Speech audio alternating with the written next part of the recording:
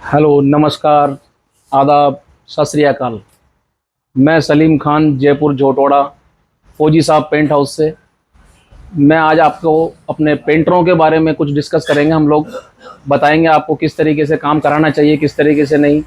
क्योंकि हम लोग जो भी कोई नॉर्मली काम पेंट का कराते हैं तो उसमें हमारे कम से कम 100 गज के मकान में भी अगर हम काम करें तो 2.5 से 3 लाख रुपए तक खर्चा हो जाता है। इतना पैसा लगने के बाद में हमारे को सेटिस्फेक्शन नहीं मिलता। इसलिए कभी भी आप कोई भी काम कराएं पेंट के लिए, आप जैसे भी पेंटर को सेलेक्ट करते हैं तो कभी भी अनजान आदमी से काम ना कराएं। किसी भी पेंट शॉप पे जाएं, जैसे हमारे फौजी साहब की पेंट शॉप है या अदर जो भी आपका कोई जानकारी में, या फिर आपके आर्किटेक्ट कोई भी हो, उनके थ्रू कोई आदमी काम करने के लिए आता है तो उनकी रिस्पॉन्सिबिलिटी रहती है और उन लोगों का काम बिल्कुल परफेक्ट होता है। तो अपना पैसा भी लगेगा और काम भी सही होगा और आपको टेंशन फ्री काम होगा बिल्कुल एकदम।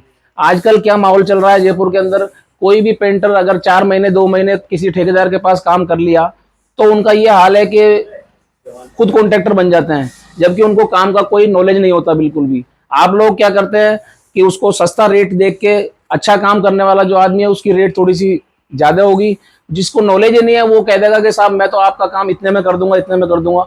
तो वो आप आदमी ये सोचता है कि भाई मेरा 3 लाख की जगह 2 लाख में काम हो रहा है तो उसी से करा लेंगे हम।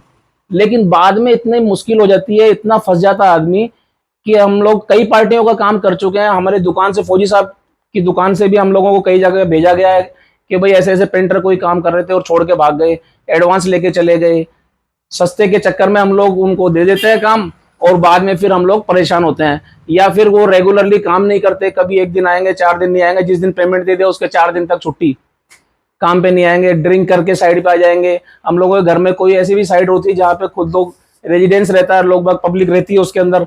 अब उसमें ये ऐसे आदमी अगर ड्रिंक करके साइड में पहुंच जाए तो कुछ भी कांड कर दें, कुछ भी कर दें तो हम लोग किसको पकड़ेंगे।